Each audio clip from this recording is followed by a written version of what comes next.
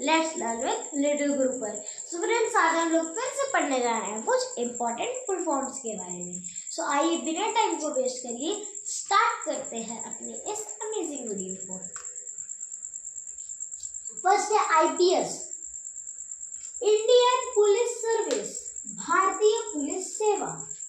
ये आईपीएस में आपने सुना होगा ना, आईएएस आईपीएस का एग्जाम क्लियर करो। ये आईपीएस होते हैं फ्रेंड्स जो हमारे पुलिस स्टेशन या फिर क्राइम को कंट्रोल करने का काम करते हैं। जो इनको हम क्राइम कंट्रोलर भी कह सकते हैं, यानी जो क्राइम को कंट्रोल करते हैं। और ये हमारे स्टेट लेवल पे रखे जाते हैं फ्रेंड्स। क्या स्टेट लेवल पे रखे जाते हैं हमारे आईपीएस ऑफिसर्स। क्या आईपीएस ऑफिसर्स। और यही आईजी डीआईजी भी कहलाते हैं। जो आप सुनोगे ना आईजी डीआईजी, ये सब जो क्राइम्स को कंट्रोल करते हैं वो हमारे आईपीएस ही होते हैं फ्रेंड्स, यानी भारतीय पुलिस सेवा। ठीक है फ्रेंड्स।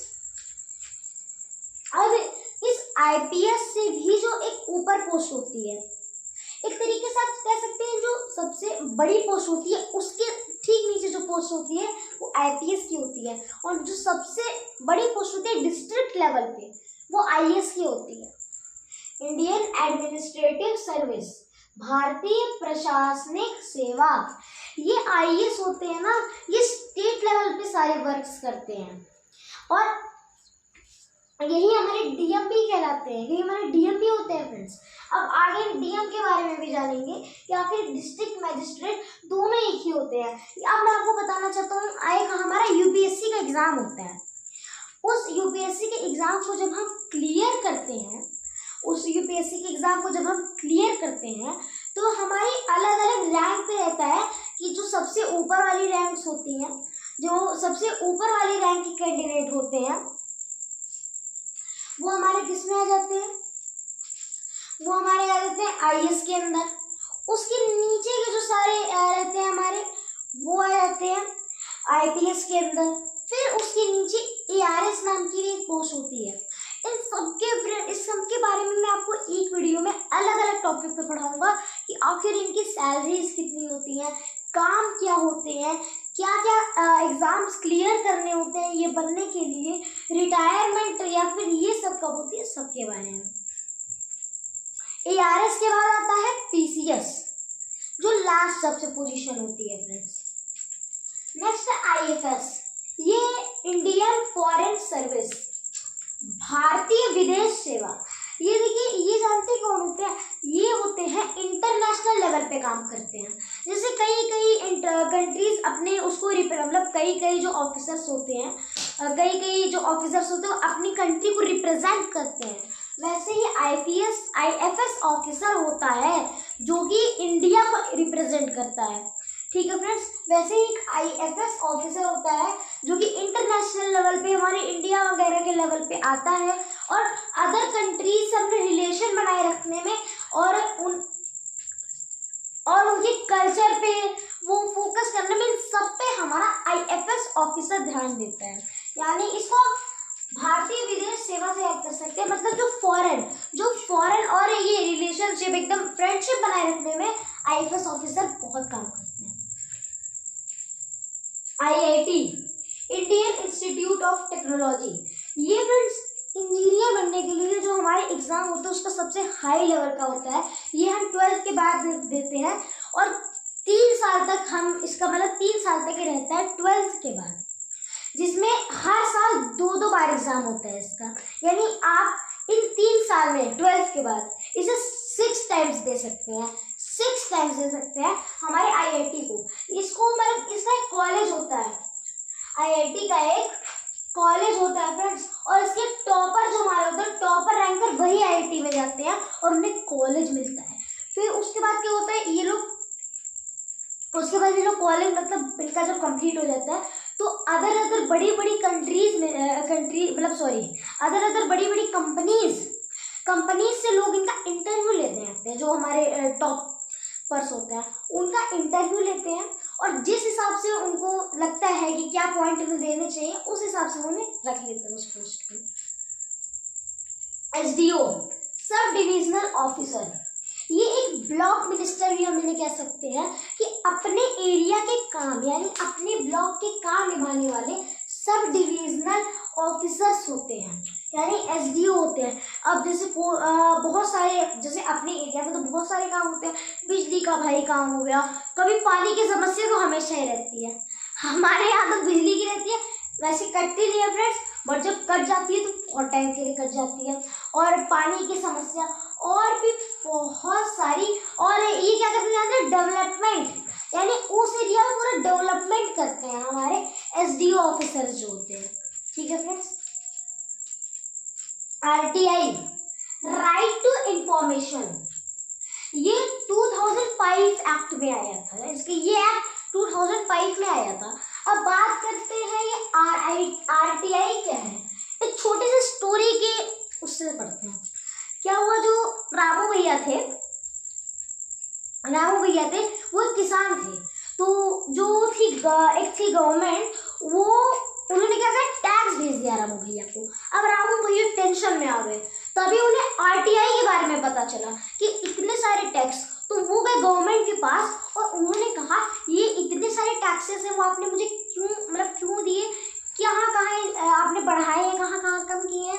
तो गवर्नमेंट ने पूछा आप ये सब क्यों पूछ रहे हैं, तो उसने कहा आरटीआई है बाबू, आ चुका है। अब हम सबको मालूम है कि आरटीआई यानी राइट टू इंफॉर्मेशन से एक कॉमन इंसान भी एक पावरफुल इंसान में कन्वर्ट हो सकता है, यानी जो कैसे ये काम हुआ। और हॉस्पिटल और ये पुलिस, जैसे हॉस्पिटल का एग्जांपल ले लेते हैं, हॉस्पिटल का, उसमें क्या रहता है, दवाइयाँ रहती हैं, क्या ये दवाइयाँ है या नहीं है तो क्यों नहीं है, किस वजह से नहीं है, और ये दवाई है तो ये खराब क्यों है, ये सारी हम जो इंफॉर्मेशन है वो गवर्नमेंट से ले सकते हैं।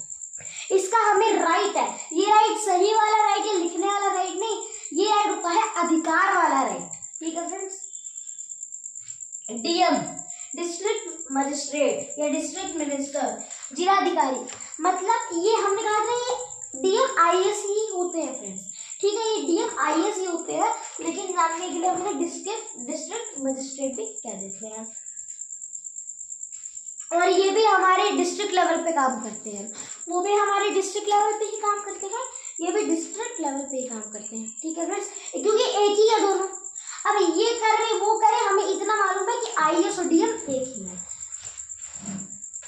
सीएम चीफ मिनिस्टर, जो कि हमारे हम कहते हैं मुख्यमंत्री, जो कि हमारे स्टेट लेवल पे काम करता है। डिस्ट्रिक्ट जो स्टेट के, जैसे हमारा जो स्टेट है, देखिए सबसे पहले जानते हैं कंट्री हम सब जानते हैं, हमारी इंडिया कंट्री है, उसके तो ढेर सारे स्टेट आते हैं, मेघालय आता है, एमपी आता है, उत्तर प्रदेश आता है, पंजाब आता है, ये सब आते हैं। आप एक एग्जाम्पल उठा ले रहे हैं उत्तर प्रदेश, उनके चीफ मिनिस्टर कौन है, वो है योगी आदित्यनाथ जी। सो ये जो हमारे योगी आदित्य, देखिए वैसे तो हमें आदित्यनाथ योगी इनका तो असली नाम है, लेकिन हम लोग कहते हैं योगी आदित्यनाथ जी। बुलडोजर बाबा तो आपको याद ही आ गया होगा। सो ये है, तो ये हमारे सीएम होते हैं, क्या, चीफ मिनिस्टर, वो जो स्टेट लेवल के सारे काम करते हैं।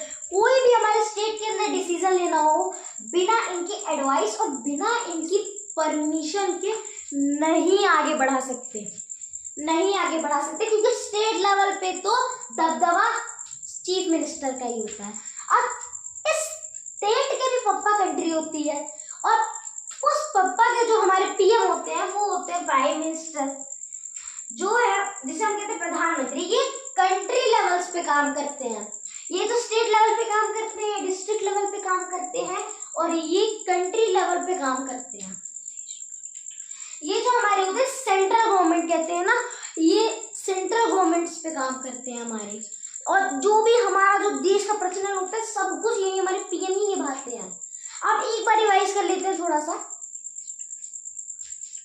एक बार रिवाइज कर लेते हैं। आईपीएस, आईएएस, ये दोनों हमारे, और डीएम, एसडीओ, ये सब हमारे स्टेट डिस्ट्रिक्ट लेवल के अंदर आते हैं। आईएफएस इंटरनेशनल लेवल पे काम करता है। आईआईटी हमारा एग्जाम है। आरटीआई जो हर किसी को अपना राइट रहता है, अधिकार रहता है, और सीएम स्टेट लेवल पे काम करते हैं। पीएम हमारे कंट्री लेवल्स पर काम करते हैं। किस पे? कंट्री लेवल्स पर काम करते हैं हमारे पीएम फ्रेंड्स। ठीक है फ्रेंड्स, हमारे पीएम होते हैं। अब मैंने आपको जानते हैं ना एक टास्क दिया था स्कूल की फुल फॉर्म, सो आइए इसका हम जान लेते हैं। इसका होता है और एक गधा, बस सीधे आइए जान लेते हैं स्कूल की फुल फॉर्म्स। अब हम आते हैं पॉइंट पे। अब मैं मान गया अब आपको कुछ भी नहीं आता, या तो आप भाई बताना नहीं चाहते हो, मैं तो बहुत ज़्यादा हर्ट हूँ, आप मेरे एक भी क्वेश्चन का आंसर नहीं देते हो। तो प्लीज़ आप आते हैं अपने पॉइंट पे और अब आप बताएंगे हमें कि क्या स्कूल की फुल फॉर्म। अब नहीं, अब हमारा कल का टास्क क्या दिया था मैंने आपको, स्कूल की फुल फॉर्म बतानी थी, जो कि आपने बताया नहीं। तो मैं मान सकता हूँ कि आपको नहीं आती, तो इसलिए मैं आपको बता रहा हूँ। और नेक्स्ट टास्क दोगे टीचर, और पूरा अच्छे से एक लाइन में लिख देना, जल्दी करो। अब तो भाई मानना पड़ा कि आप लोग सही में बुद्धू हो, क्योंकि आपने कमेंट सेक्शन में तो मुझे आंसर ही नहीं दिया, दिल टूट गया।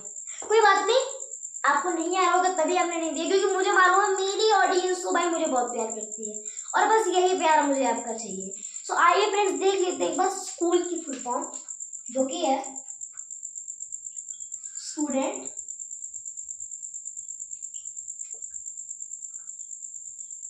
Come here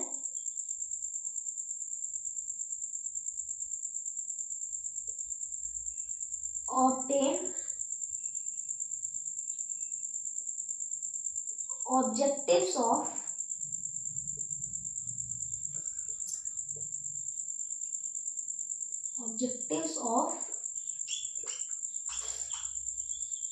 life. Students come here to obtain objectives of life. यानी स्टूडेंट स्कूल में अपने लाइफ का ऑब्जेक्टिव तो लेने आते हैं। अब स्टूडेंट स्कूल में क्यों जाते हैं भाई? पढ़ने ही जाते हैं। अब आज का हमारा टास्क है टीचर। किस पे है फ्रेंड्स? टीचर। और आज इसने नहीं बताया, खत्म, बुद्धू है। बस इतना ही जानता हूँ फ्रेंड्स। सो आगे तो आप समझ गए होंगे। सो आज की वीडियो आई हो आपको पसंद आई होगी, पसंद आई तो लाइक कर दीजिए और हमारे चैनल रिलेटेड को सब्सक्राइब कर लीजिए और पूरी वीडियो देखा करिए ताकि कॉन्सेप्ट अच्छे से क्लियर हुआ गया फ्रेंड्स, प्लीज़। सो शेयर भी कर दीजिएगा और कमेंट तो करना ही करना है, चाहे जो करिए, लेकिन करना है भाई, कमेंट तो करना है। जो देखेगा एक कमेंट जरूर करके जाएगा फ्रेंड्स मेरे लिए। सो मैं सानिया मिलता हूँ अपनी नेक्स्ट वीडियो में, तब तक के लिए।